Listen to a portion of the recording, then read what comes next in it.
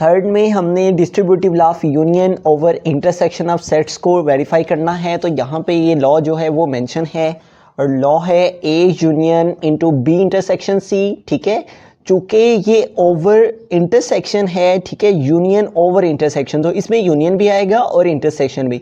इस तरह यहाँ पे टू वैल्यूज़ यूनियन की और इसका इंटरसेक्शन। ठीक है, और बिल्कुल इसका जो ऑपोजिट होगा वो हमारा डिस्ट्रीब्यूटिव लॉ ऑफ होगा इंटरसेक्शन ओवर यूनियन।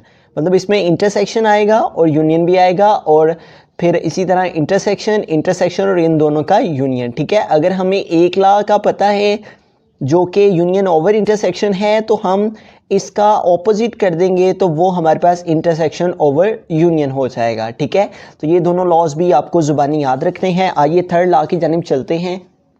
तो पहले हम इसकी वेन डायग्राम ड्रॉ कर लेंगे। तो उसी तरह से हमने एक जो बॉक्स है उसे ड्रॉ करना है और उसमें हमने 3 सर्कल्स को ड्रॉ करना है, जिसमें एक सर्कल हमारा ए के एलिमेंट को, बी के एलिमेंट को और थर्ड सर्कल सी के एलिमेंट्स को।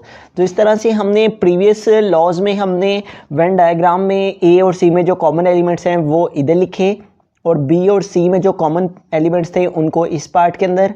ठीक है, और जो रिमेनिंग रह जाएंगे कॉमन के अलावा वो यहाँ पे ए के अंदर जो कॉमन के अलावा रह जाएंगे इधर, और बी में जो रिमेनिंग रह जाएंगे कॉमन एलिमेंट्स के अलावा वो इधर, और इसी तरह से सी में इन कॉमन एलिमेंट्स के अलावा जो रिमेनिंग एलिमेंट्स रह जाएंगे उनको हम इधर लिखेंगे। तो हमने जो ए और सी में कॉमन एलिमेंट्स थे वो हैं 6 और 12 और कॉमन के अलावा हैं ए सेट में रिमेनिंग रह गए 2, 4, 8, 10, और इसी तरह बी और सी में जो कॉमन एलिमेंट्स हैं वो हैं 9 और 3, और बी में इन कॉमन के अलावा रिमेनिंग कौन से हैं 1, 5, 7, 11, और इसी तरह सी में हमारे पास कॉमन कौन से हैं 6, 12, 9, 3, ये कॉमन एलिमेंट्स में आ जाएंगे और रिमेनिंग क्या रह गया है 15। ठीक है, तो इस तरह से हमने इसकी वेन डायग्राम ड्रॉ कर ली। अब हम इन लॉज को पहले हम लेफ्ट हैंड साइड को सॉल्व करेंगे। तो लेफ्ट हैंड साइड में हमारे पास जो ब्रैकेट में वैल्यू है वो है बी इंटरसेक्शन सी।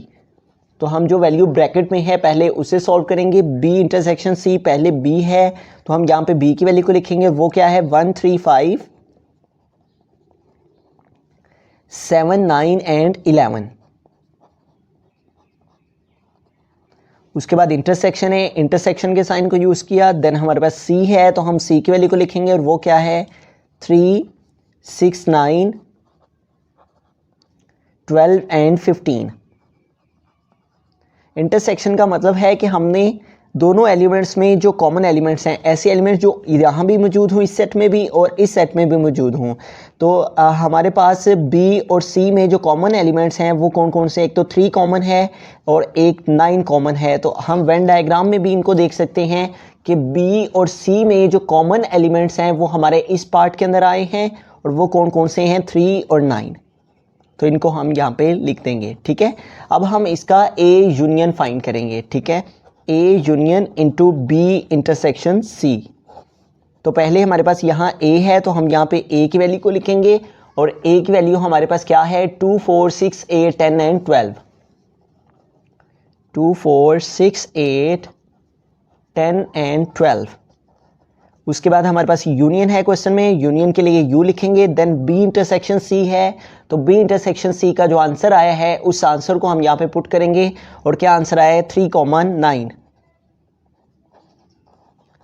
यूनियन का क्या मतलब होता है कि हमने दोनों सेट्स के एलिमेंट्स को इकट्ठा करके एक सेट में लिखना होता है। ठीक है, तो इन तमाम एलिमेंट्स को हम एक सेट में लिख देंगे तो क्या आ जाएंगे 2, और इस सेट से 3 आ जाएगा, इस सेट से 4, देन 6 आ जाएगा, 8 आ जाएगा और इस सेट से हम 9 को लिख लेंगे और देन इस सेट से 10 एंड 12।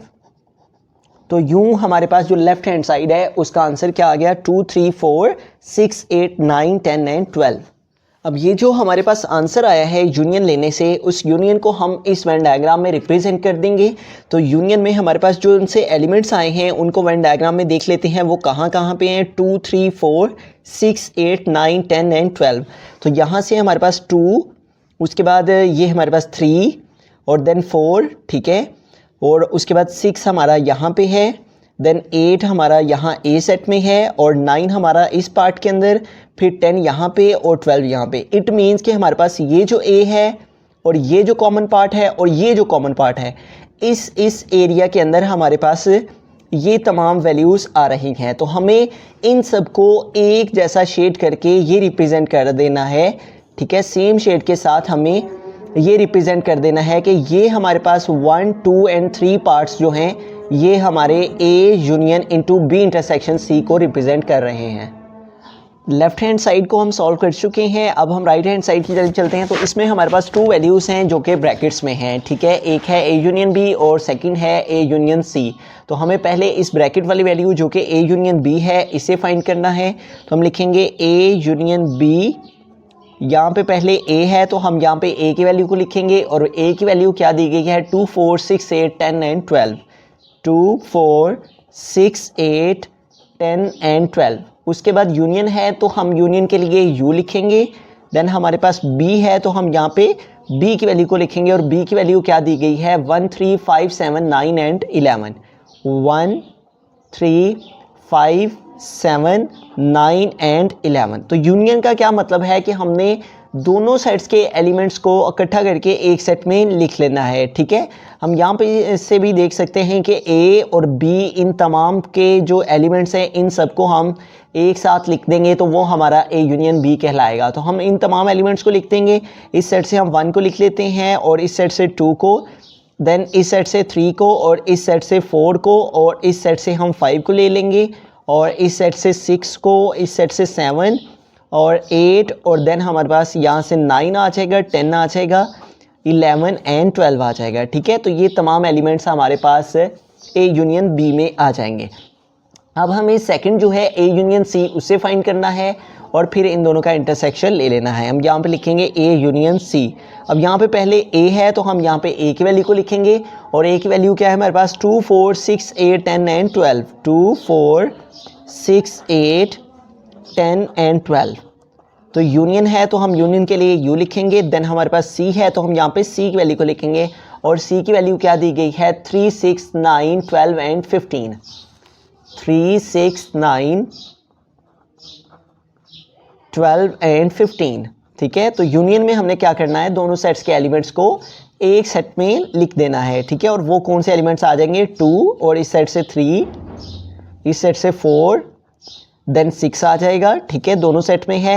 8 आ जाएगा इस सेट से और इस सेट से हमारे पास 9 आ जाएगा, इस सेट से 10 आ जाएगा, फिर 12 आ जाएगा जो कि दोनों सेट्स में है और इस सेट से 15 आ जाएगा। तो यूँ हमारा ए यूनियन सी का आंसर ये आ जाएगा। इन दोनों यूनियन की वैल्यूज़ को हमने सॉल्व कर लिया। अब इन दोनों के जो आंसर्स आए हैं उनका हम इंटरसेक्शन ले लेंगे, ठीक है। तो हम यहाँ पे लिखेंगे A union B intersection A union C, ठीक है। तो ए यूनियन बी है तो हम यहाँ पे ए यूनियन बी का जो आंसर आया है उसको लिखेंगे। ए यूनियन बी का जो हमारे पास आंसर है वो है 1, 2, 3 से लेके तो 12 तक नंबर्स है, ठीक है। 7, 8, 9, 10, 11 एंड 12, ठीक है। उसके बाद हमारे पास है इंटरसेक्शन। तो इंटरसेक्शन के साइन को यूज़ किया। देन है हमारे पास ए यूनियन सी। तो ए यूनियन सी का हमारे पास क्या आंसर आया है 2, 3, 4, 6, 2, 3, 4, 6, 8, 9, 10, 8, 9, 10 और उसके बाद है 12 एंड 15, ठीक है। तो इन तमाम नंबर्स को हमने लिख दिया। अब हमें क्या करना है इन दोनों वैल्यूज़ का ए यूनियन बी का ये जो आंसर है और ए यूनियन सी का ये जो आंसर है इन दोनों का हमें इंटरसेक्शन ले लेना है, ठीक है। इंटरसेक्शन का मतलब ये होता है कि दोनों सेट्स के एलिमेंट्स में जोन जोन से एलिमेंट्स हमारे दोनों सेट्स में आ रहे हैं उनको लिखना, ठीक है। और कौन कौन से एलिमेंट्स हैं जो दोनों सेट्स में एग्जिस्ट कर रहे हैं। एक तो 2 है जो दोनों सेट्स में कॉमन है, उसके बाद हमारे पास 3 है जो दोनों सेट्स में आ रहा है, 3 को लिख देंगे। देन 4 है जो दोनों सेट्स में एग्जिस्ट कर रहा है, ठीक है।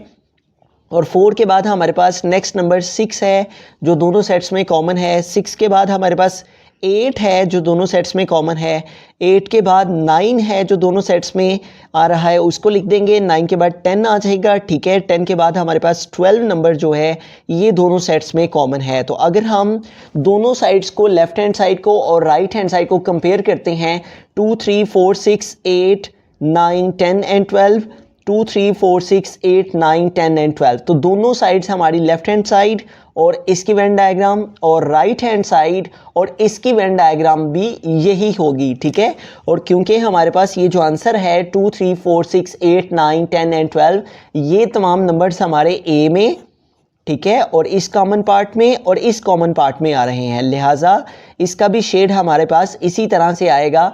और यूँ हमारी लेफ्ट हैंड साइड का आंसर और इसकी वेन डायग्राम और राइट हैंड साइड का ये जो आंसर है और इसकी वेन डायग्राम भी यही आएगी। तो लिहाजा दोनों साइड्स हमारी left hand side is equal है किसके, राइट हैंड साइड के।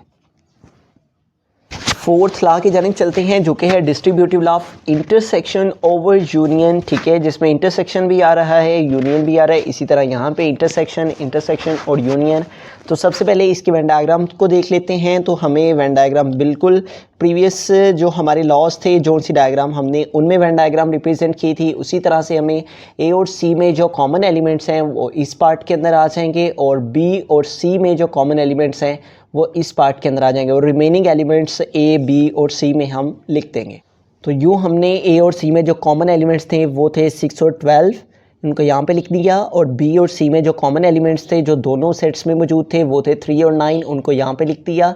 और ए सेट में इन कॉमन एलिमेंट्स को रिमेनिंग जो बाकी रह गए थे इनके अलावा वो थे 2, 4, 8, 10, उनको यहाँ पे लिख दिया ए सर्कल में। और बी सेट के अंदर हमारे पास 3 और 9 से अलावा जो रह गए थे हमारे पास बी सेट में वो थे 1, 5, 7 और 11, उनको हमने बी सर्कल में लिख दिया। और इसी तरह 6, 12, 3 और 9 में 6 सेट के अंदर जो हमारे पास 6 सेट के एलिमेंट्स थे वहाँ पे 6, 12, 3 और 9 के अलावा हमारे पास 15 सिर्फ रह गया था, उस 15 को हमने यहाँ पे लिख दिया। सबसे पहले लेफ्ट हैंड साइड को सॉल्व करते हैं। तो लेफ्ट हैंड साइड में हमारे पास है बी यूनियन सी ब्रैकेट में, तो हमें पहले बी यूनियन सी जो है इसे फाइंड करना है। B union C is equal to, यहाँ पे पहले बी है तो हम बी की वैल्यू को लिखेंगे और वो क्या है 1, 3, 5, 7, 9 एंड 11।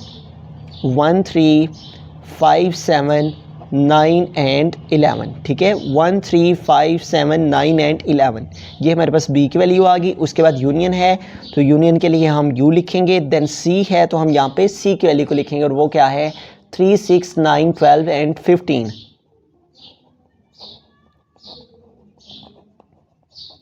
तो यूनियन का मतलब है कि हमने दोनों सेट्स के एलिमेंट्स को इकट्ठा करके एक सेट में लिखना है। वेन डायग्राम में भी हम इसे देख सकते हैं, बी और सी के ये तमाम के तमाम एलिमेंट्स जो यहाँ पे आ रहे हैं बी सर्कल में और सी सर्कल में, यहाँ तक हमारे पास ये जो तमाम एलिमेंट्स आ रहे हैं ये हमारे बी यूनियन सी को रिप्रेजेंट करेंगे।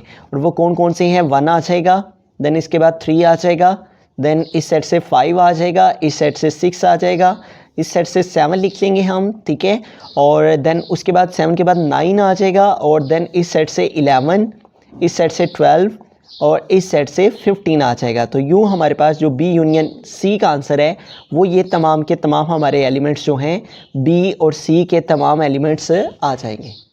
उसके बाद हमें इसका A intersection B union C find करना है, तो हम लिखेंगे A intersection B union C, ठीक है। तो पहले ए है तो हम यहाँ पे ए की वैल्यू लिखेंगे और ए की वैल्यू क्या है हमारे पास 2, 4, 6, 8, 10 एंड 12। 2, 4, 6, 8, 10 एंड 12। देन हमारे पास इंटरसेक्शन है तो इंटरसेक्शन के साइन को यूज़ किया। देन बी यूनियन सी है तो बी यूनियन सी का जो आंसर आया हमारे पास उस आंसर को हम यहाँ पे पुट करेंगे और वो क्या है 1, 3, 5, 6, 1, 3, 5, 6, 7, 9, 11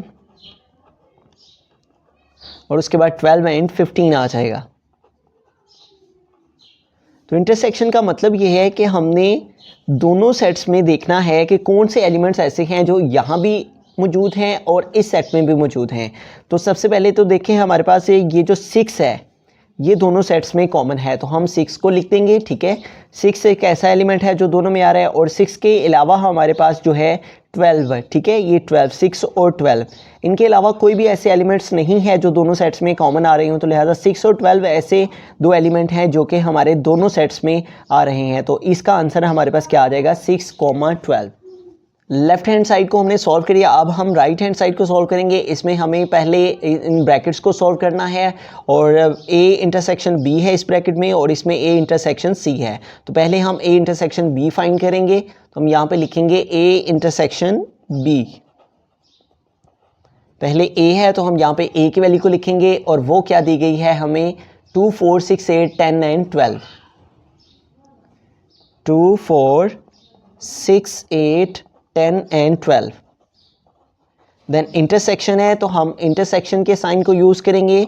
देन हमारे पास बी है तो हम यहाँ पे बी की वैल्यू को लिखेंगे और बी की वैल्यू क्या है 1 3 5 7 9 एंड 11।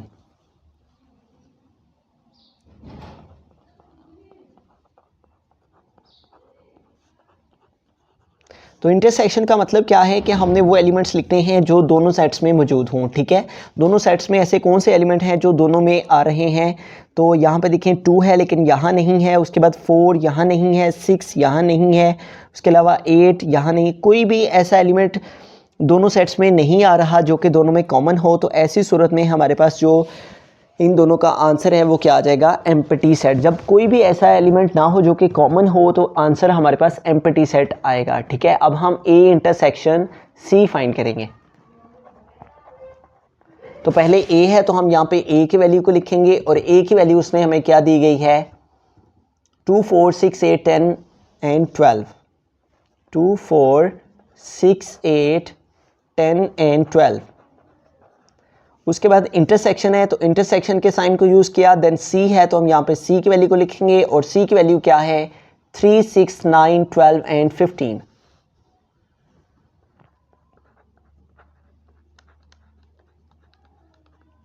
3 6 9 12 एंड 15। इंटरसेक्शन का मतलब ये है कि हमने दोनों सेट्स में जो कॉमन एलिमेंट्स हैं उनको लिखना है जो दोनों सेट्स में आ रहे हो, तो और वो कौन से एलिमेंट्स हैं 6 है जो दोनों में आ रहा है, उसके अलावा 12 एक ऐसा नंबर है जो कि दोनों सेट्स में आ रहा है। तो हमारे पास ए इंटरसेक्शन सी का आंसर क्या आ जाएगा 6,12। अब हमें क्या करना है कि इन दोनों सेट्स का यूनियन ले लेना है, ठीक है। ए इंटरसेक्शन बी का जो आंसर आया है और ए इंटरसेक्शन सी का जो आंसर आया है इन दोनों का हमें यूनियन ले लेना है, ठीक है। तो ए इंटरसेक्शन बी का जो आंसर है हमारे पास वो क्या आया है हमारे पास एम्प्टी सेट, ठीक है। इसको हम यहाँ पे लिखेंगे। देन हमारे पास है यूनियन, ठीक है। तो हम यहाँ पे यूनियन लिखेंगे ए इंटरसेक्शन बी, ठीक है। और इसका हमने यूनियन फाइंड करना है किसके साथ ए इंटरसेक्शन सी के साथ, ठीक है। तो ए इंटरसेक्शन बी का आंसर हमारे पास आ गया एम्प्टी सेट। उसके बाद यूनियन है तो हमने यू लिख दिया उसके लिए और ए इंटरसेक्शन सी है यहाँ पे, तो ए इंटरसेक्शन सी का हमारे पास जो आंसर है उसको हम लिखेंगे और ए इंटरसेक्शन सी का आंसर क्या है 6,12। तो अब यहाँ पे देखिए हमारे पास जो यूनियन है उसका मतलब ये है कि हमने दोनों सेट्स में जो एलिमेंट्स हैं उनको इकट्ठा करके एक सेट में लिखना है। और कौन से एलिमेंट्स हमारे पास आ जाएंगे इसमें 6 एंड 12, क्योंकि इसमें तो कोई भी एलिमेंट नहीं है, लिहाजा इस सेट के एलिमेंट्स ही हमारे पास आंसर में आ जाएंगे। तो यूँ हमारे पास देखें जो लेफ्ट हैंड साइड थी उसका आंसर आया था 6,12, ठीक है। तो 6,12 हमारे पास इस वेन डायग्राम में कहाँ पे है, यहाँ पे है इस कॉमन पार्ट में। तो हम इसको शेड कर देंगे। इसको शेड करने का मतलब है कि हमारे पास ये जो डायग्राम है ये रिप्रेजेंट कर रही है A intersection into B union C को, ठीक है। और उसका आंसर क्या है 6,12। उसके बाद हमारे पास जो राइट हैंड साइड है उसका आंसर भी क्या आया है 6,12। तो इस सूरत में भी हमारे पास जो वेन डायग्राम है वो बिल्कुल इसी तरह से सेम एज इट इज़ इसी तरह से बनेगी और इसमें भी हमारे पास इसी पार्ट को हम अपनी डायग्राम के इसी हिस्सा को शेड करेंगे जिससे ये रिप्रेजेंट कर रही है A intersection B union A intersection C के आंसर को, ठीक है। तो यूँ देखें लेफ्ट हैंड साइड का आंसर और इसकी डायग्राम और राइट हैंड साइड का आंसर और इसकी वेन डायग्राम भी यही है। तो यूँ दोनों साइड्स और दोनों आंसर्स, दोनों डायग्राम्स और दोनों आंसर्स इक्वल हैं। हैंस प्रूफ हुआ कि लेफ्ट हैंड साइड हमारी इक्वल है राइट हैंड साइड के।